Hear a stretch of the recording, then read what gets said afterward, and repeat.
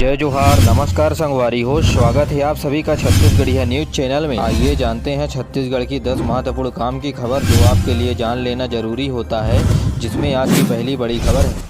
नौकरी पाने का सुनहरा मौका युवाओं के लिए 2 दिन लगेंगे। रायपुर में प्लेसमेंट कैंप का आयोजन, 88 पदों पर होगी भर्तियां। छत्तीसगढ़ के युवाओं को रोजगार का मिल रहा मौका। रायपुर में रोजगार पंजीयन के साथ रोजगार कार्यालय में प्लेसमेंट कैंप का आयोजन किया जा रहा है। इस कैंप का आयोजन 27 मार्च को आयोजित हो रहा है। यह पुराना पुलिस मुख्यालय परिसर में कैंप का आयोजन सुबह 11 बजे से दोपहर 2 बजे तक किया जाएगा। इस प्लेसमेंट कैंप के माध्यम से उमा देवी बहुउद्देशीय शिक्षा विकास संस्थान रायपुर में, रेसिलेट innovation private limited, Bajaj finance limited Raipur द्वारा डीटीपी ट्रेनिंग, सिलाई सेंटर, मोबाइल लाइजर, कार ड्राइविंग, सेल्स एग्जीक्यूटिव में सेल्समैन ऑफिसर के 68 पदों पर भर्तियां निकाली जाएंगी। चयनित अभ्यर्थियों को 8 से 15,000 रुपए प्रति माह की राज्य सरकार के द्वारा उत्तर बस्तर कांकेर में हमर विधायक हमर गांव में कार्यक्रम 28 मार्च से 31 मार्च तक शुरू किया जा रहा है। इस कार्यक्रम में संसदीय सचिव श्री सोरे भी होंगे शामिल। आगामी विधानसभा की चुनाव की तैयारियां कांग्रेस ने शुरू कर दी है। इसी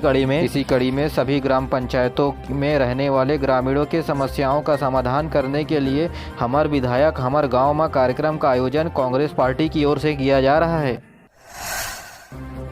छत्तीसगढ़ के महासमुंद के सरायपाली पुलिस ने नेशनल हाईवे में 2 गांजा तस्करों को पकड़ा है। 10 कुंटल 50 किलो गांजा को तरबूज के बीच छिपा कर ले जा रहे थे। तस्करों को ये गांजा उड़ीसा से मध्य प्रदेश लेकर जाना था, लेकिन बीच रास्ते में पुलिस ने इन तस्करों को गिरफ्तार कर लिया। पकड़े गए गांजे की कीमत 2 करोड़ 10 लाख रुपए बताया जा रहा है। सरायपाली पुलिस को मुखबिर से तरबूज में छुपा कर गांजा ले जाने की जानकारी मिली थी। तो वही महीने भर पहले राजनांदगांव पुलिस ने फिल्मी स्टाइल में गोभी के बीच छिपा कर शराब की तस्करी करने वाले 4 आरोपियों को दबोचा था। पुलिस ने गोभी के बीच छिपाई गई 180 लीटर शराब बरामद कर ली। यानी प्रदेश में फल और सब्जियों के बीच शराब या फिर गांजा छिपा कर ले जाने का ट्रेंड बना हुआ है।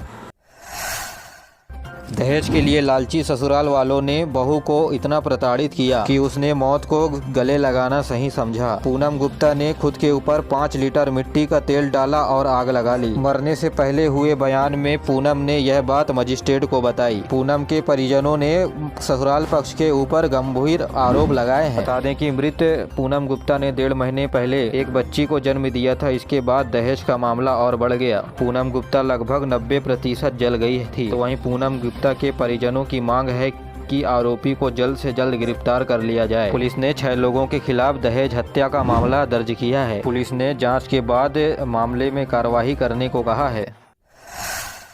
राहुल गांधी की सदस्यता रद्द किए जाने के मामले में प्रदेश कांग्रेस लगातार विरोध प्रदर्शन कर रही है। इसी कड़ी में रायपुर जिला कांग्रेस के सामने कांग्रेसियों ने 1 दिवसीय सत्याग्रह किया। इस दौरान कांग्रेस के नेता रघुपति राघव राजा राम भजन गाकर प्रदर्शन किया। इसी दौरान संसदीय सचिव विकास उपाध्याय ने मुंह में ताला लगाकर अनोखा प्रदर्शन किया। इसके अलावा मनिंदरगढ़ से बस्तर तक कांग्रेस ने सत्याग्रह कर विरोध जताया।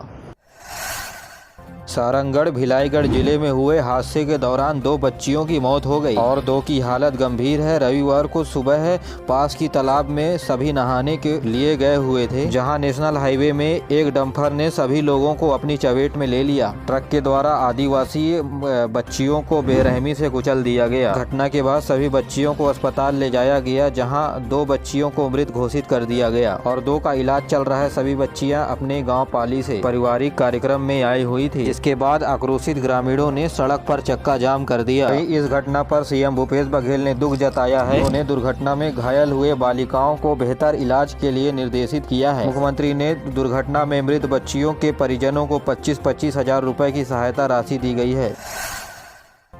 रायपुर में हुए अनुसूचित जनजाति सम्मेलन में अमरजीत भगत ने मौजूदगी में आरक्षण वापस दो के नारे लगे। फिर अमरजीत भगत ने आरक्षण मुद्दे पर बोलना शुरू किया तो कुछ लोग नाराज हो गए और जमकर हंगामा किया। छत्तीसगढ़ राज्य अनुसूचित जनजाति आयोग के कार्यक्रम में देश भर के आदिवासी समाज के लोगों को बुलाया गया था। कवासी लखमा ने आदिवासी के हिंदू नहीं होने का बयान दिया है। कवासी लखमा ने कहा कि अलग धर्म कोड की मांग को लेकर छत्तीसगढ़ के आदिवासियों के साथ दिल्ली कूच करेंगे।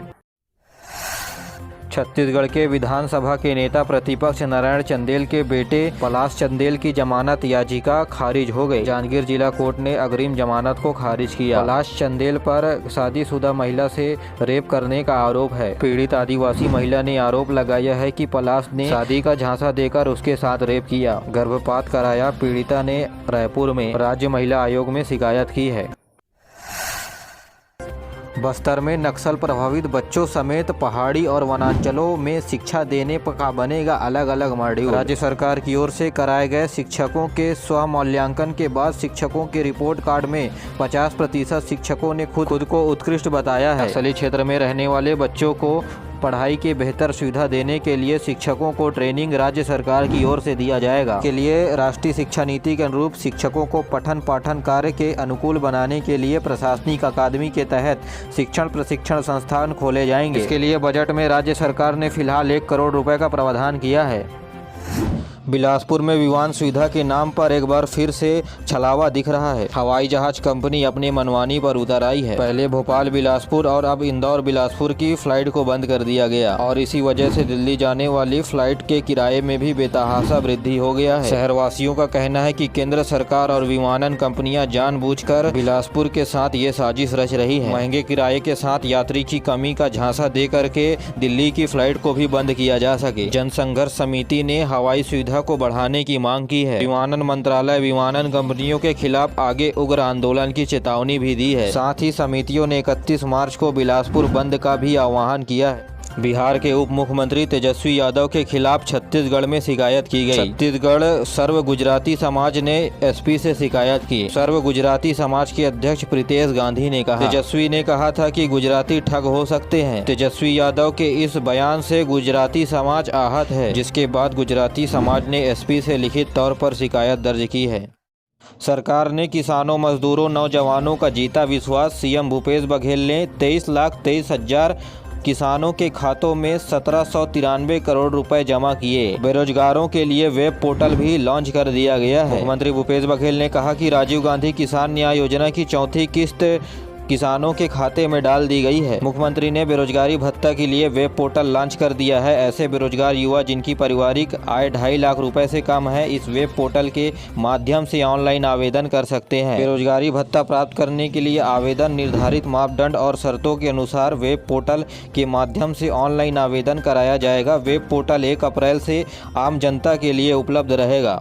इलाहाबाद हाई कोर्ट के मुख्य न्यायाधीश रमेश सिन्हा को छत्तीसगढ़ हाई कोर्ट का मुख्य न्यायाधीश नियुक्त किया गया है। न्यायाधीश रमेश सिन्हा के नाम की अनुशंसा सुप्रीम कोर्ट के कोलेजियम के द्वारा किया गया था। छत्तीसगढ़ हाई कोर्ट में पूर्णकालिक नियुक्ति से पहले जस्टिस गौतम भादड़ी को मुख्य न्यायाधीश कार्यवाहक के रूप में नियुक्त किया गया था। केंद्रीय विधि न्याय मंत्रालय की ओर से जारी आदेश के मुताबिक छत्तीसगढ़ के हाई कोर्ट में रहे न्यायाधीश दिनकर दिवाकर को इलाहाबाद हाई कोर्ट का मुख्य न्यायाधीश बनाया गया है। बेमेतरा में एक सरफिरे युवक ने 2 लोगों को मौत के घाट उतार दिया। दोनों युवक बाजार से सामान खरीद करके वापस अपने गांव लौट रहे थे, तभी आरोपी ने गाली गलौज करते हुए सिर पर जानलेवा हमला कर दिया। आरोपी बद्री यादव को पुलिस के द्वारा हिरासत में ले लिया गया है। पुलिस ने बताया कि यह आरोपी नागपुर में मजदूरी का काम करता था। कुछ दिन पहले ही ये अपने गाँव आया हुआ था। प्रारंभिक जाँच में आरोपी की मानसिक हालत ठीक नहीं दिख रही है। पूर्व में एक पुलिस इंस्पेक्टर ने आदिवासी गर्ल्स हॉस्टल में घुसकर महिला के साथ मारपीट की। यही नहीं, बदसलूकी करता भी वीडियो में दिखाई दे रहा है। हॉस्टल संचालिका का कहना है कि पुलिस इंस्पेक्टर शराब के नशे में था। पुलिस इंस्पेक्टर हमारे साथ आकर गाली गलौज भी की। इसको लेकर के महिला कर्मी ने रायपुर एसएसपी से पुलिस इंस्पेक्टर की शिकायत भी की है।